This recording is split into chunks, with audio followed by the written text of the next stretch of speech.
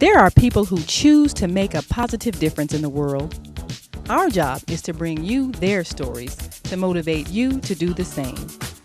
Join us each week, host John Alexander and Naima Latif, as we bring you the educators, entertainers, elected officials, religious leaders, and community activists whose works are transforming this world. Find out how you can make a difference too. Be inspired. Watch The Media Connection. Hi, I'm Naima Latif here at the All-State Arena with Brian Snow, and here we are at the end of a very intense game. Brian, what do you think about the score tonight? Well, the Sky were a little tentative even with Deladon in the lineup. They go down tonight 64-58, and out of all the numbers that occurred in tonight's game, two come to mind. Indiana was 16 of 17 from the free throw line, where the Sky were only 12 of 20, and the Sky turned the ball over 15 times, and Indiana only had 9 turnovers.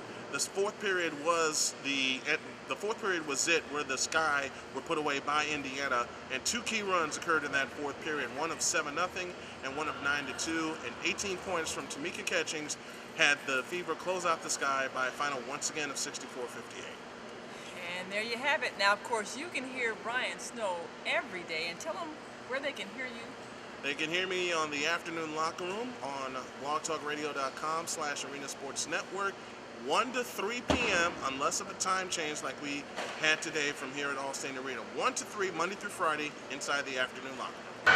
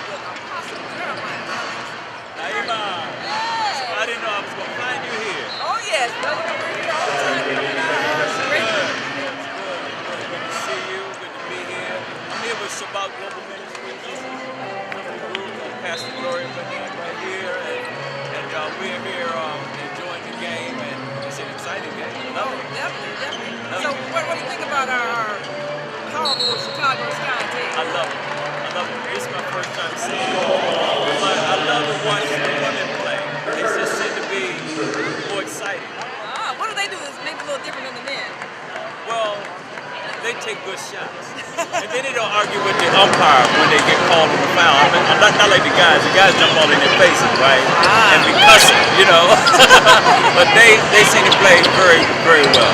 Love the team. Oh, yeah. Love the team. We're tied neck and neck right now, so I'll let you get back and we'll see how it turns out at the end. Thank you, Naima. Thank you. All right.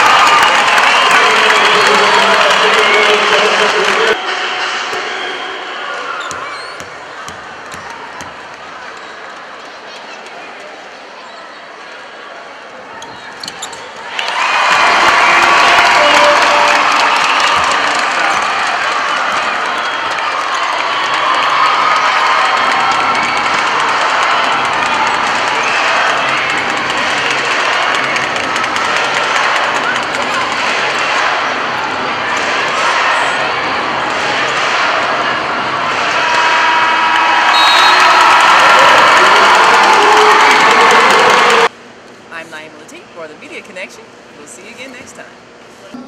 Dr. Julianne Malveaux was the 15th president of Bennett College for Women. Dr. Malveaux's contributions on issues such as race, culture, gender, and their economic impact are shaping public opinion. Please welcome this incredible freedom fighter, Dr. Julianne Malveaux. We still have the issue of equal pay for women. We're still not being paid equally. And one of our sisters who was here with us yesterday talked about women's incarceration. There are 2 lawsuits right now. EEOC. And what I did want to say to you is that EEOC has brought lawsuits against Dollar General as well as BMW because of their practices of not only failing to hire ex-offenders, but firing ex-offenders who are already on their PACE force. Now those ex-offenders, many are women. One sister had been working for them for 13 years, and what they found on her record was a speeding ticket, and she did not pay. So a warrant had been issued for her arrest. That caused her to get fired. Anybody in here who hasn't paid a speeding ticket? Anybody who hasn't paid a speeding ticket? You know, would you like to lose your job because when you're 21 and you had no money, you didn't pay your speeding ticket? So there is a war on women, and we come together at this Women's Luncheon. We want to make sure that we understand that we have to be front soldiers in this war, because anything that happens to women distance African American women much more strongly. Now, there are a few people, others who are going to bring welcome, and there are a few to be introduced. I want to ask, because there are many, all of the elected officials in the House just to stand up so we can see you. There are too many of you to acknowledge individually. Elected officials, we appreciate you. I want to acknowledge Mrs. Khadijah Farrakhan Muhammad, and she's here at table 19, along with Sister Claudette Muhammad, Chief of Protocol for the Nation of Islam. I'd like to ask, Pat Harris should have been giving greetings. She is the co-chair of Push Excel. She's in South Carolina with her family and sent me an email this morning asking you to forgive her absence and saying that she brings greetings to all of you. Attorney General Lisa Madigan, who many hope will be running for the governor of Illinois. Sister Madigan, come give us a couple of minutes. Followed by, I'm going to ask you all to come up, please, as I call your name, Maria Villanueva from R.R. Donnelly. Marcia, I'm sorry. Would you please come if you're here? Also from Gary, Indiana, Mayor Karen Freeman Wilson. On Sister Omume Mag, Council General, South Africa. And finally, Cheryl Pearson McNeil. Not finally, but certainly, Cheryl Pearson McNeil. So if you all will please come up and each take 2 minutes before you're welcome. Good afternoon. It is always a pleasure to attend the Rainbow Push Women's Luncheon. It is a pleasure in part because it gives many of us an opportunity to congratulate the accomplished and powerful women in this room for all of the important work that you have done over the years and that you continue to do. But it is also a pleasure to come to this luncheon to be informed and to be inspired to continue to support all women so that they too may reach their full potential. Because as you just heard, as women, our struggle for equality continues, especially in terms of equal pay and wealth building.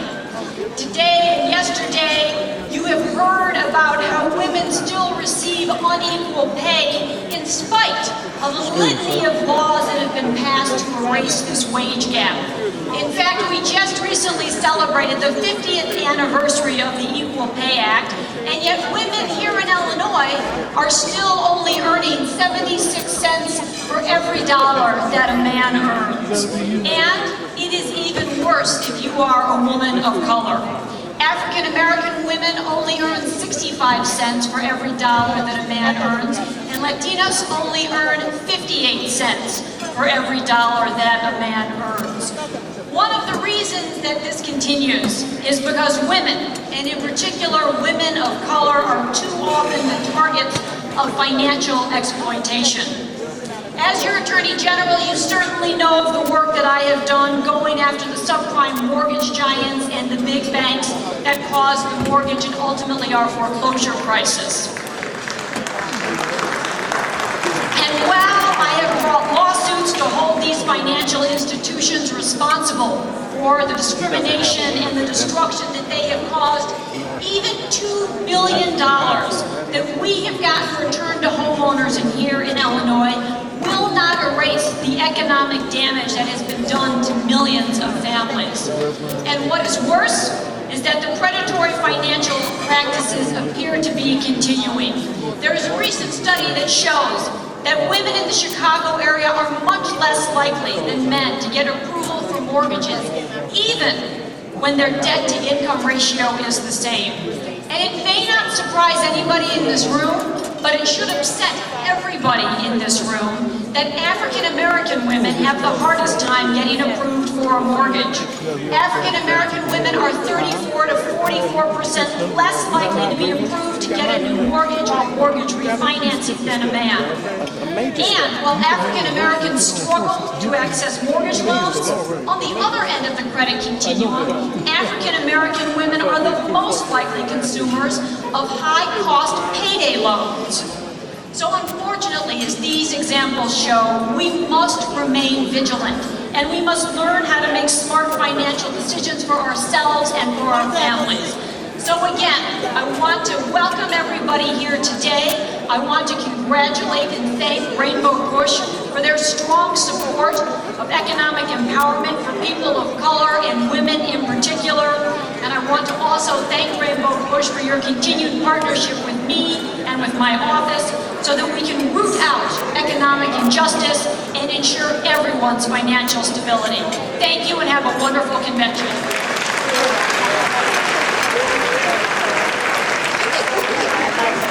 Thank you, Attorney Madigan. As we acknowledge the many who have come to be with us, I want to ask our mayor from Gary, Indiana, standing here, please come up, if you will, Mayor Karen Freeman, and give us a word.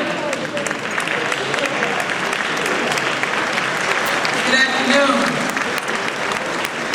It gives me great pleasure to bring you greetings on behalf of the city and citizens of Gary, Indiana. I want to thank Reverend Jesse Jackson, Mrs. Jackie Jackson, and the entire Rainbow Push family for understanding that we don't necessarily need a border between Chicago and Gary, or Indiana and Illinois. And we don't need a border because we know that the challenges we face, the challenges of poverty, joblessness, of predatory lending, and of all of the challenges that we face in our communities know no borders.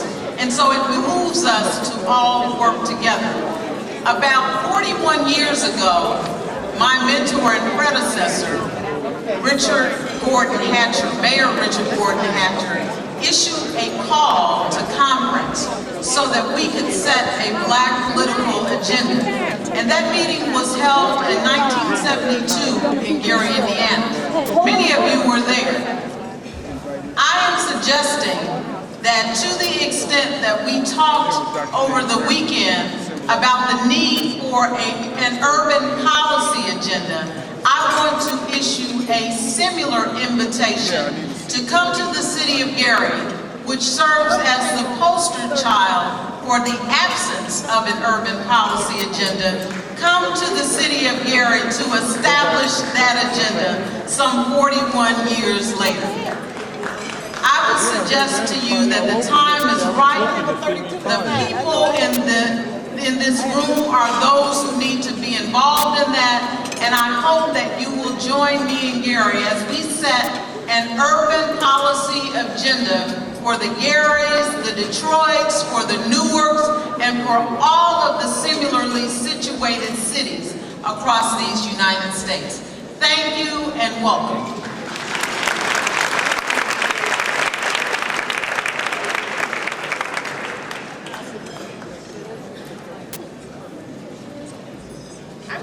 That our two co-chairs come back. There are others that we need to bring welcome, but I'd like the co-chairs to be able to do that. I want to thank them yet again for their leadership, and just a couple of other people because they may have to leave. Dr. Glenda Glover, President of Tennessee State University. Would you stand, please? She is to be, give her a hand, please.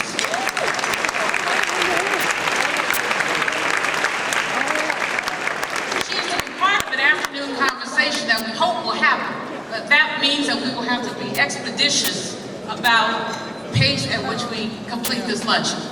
In any case, let me turn it over to Reverend Fogg and to Cindy King to continue the welcome. Thank you so much. It's such a good day here at Rainbow Push, our women's convention, and I have such an honor to present to you and introduce to you. We follow our roots very closely, and now we're traveling to South Africa at this time, and the Consul General of South Africa is here. She's the lady responsible for our connection with our President Nelson Mandela, and I'm going to try to get this correct right now, but we want to introduce Ms. Boo Yu Swabi. Did I do good? I'm on my way to Africa in 3 weeks, so it's important how I get this right. So smile at me like I got it right. Say, Buyiswa, Buyiswa, Tulane. Come on, welcome her today.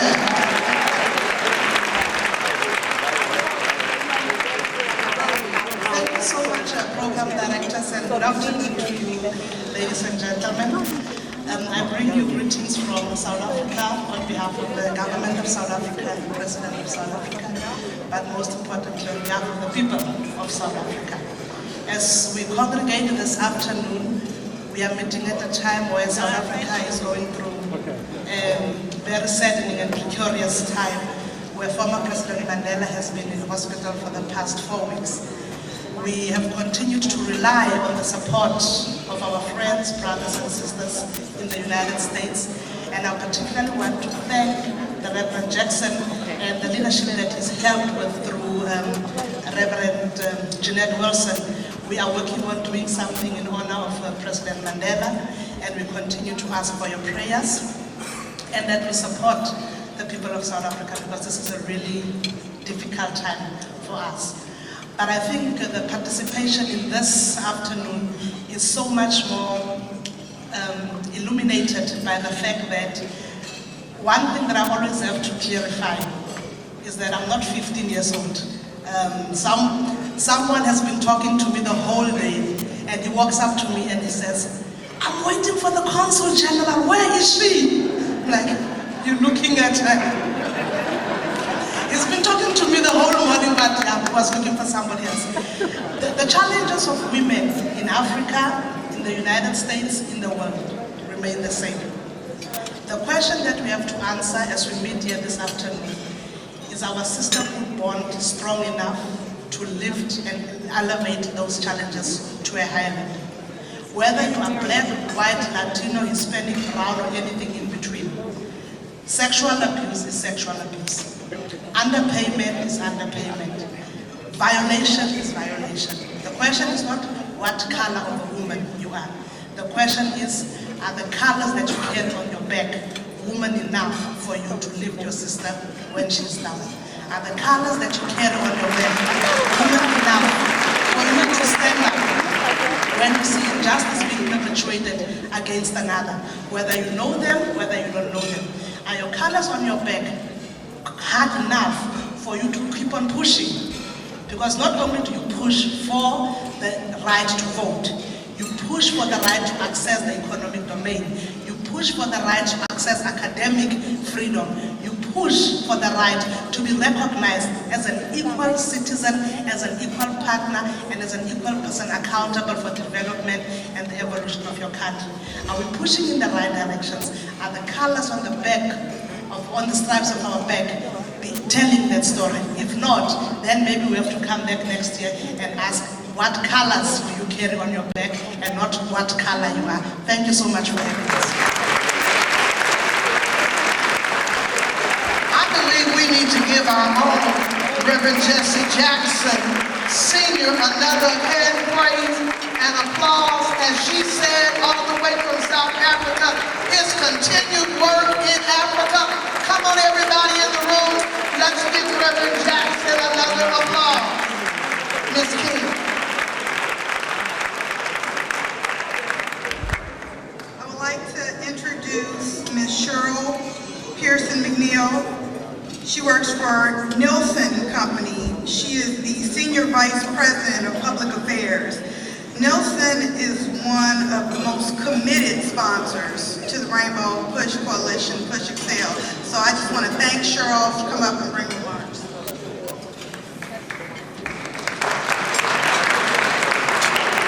Good afternoon, everybody. You know, so every single year I'm totally in awe at how well we turn out ladies in full force for this luncheon, right? We come out in our finest, and we're mothers, and we're grandmothers, and we're doctors, and we're lawyers, and we're corporate executives, and we're sisters, and we show up, and we always have one of our prized possessions with us. What is that? No, guys, it's not you. We always carry our purses with us, right? And y'all have some fabulous purses too. I've seen them, hold them up, wave them in the air. People get them up and wave them in the air, because I know some of them can be a little weighted down, because you know we try to put everything in them.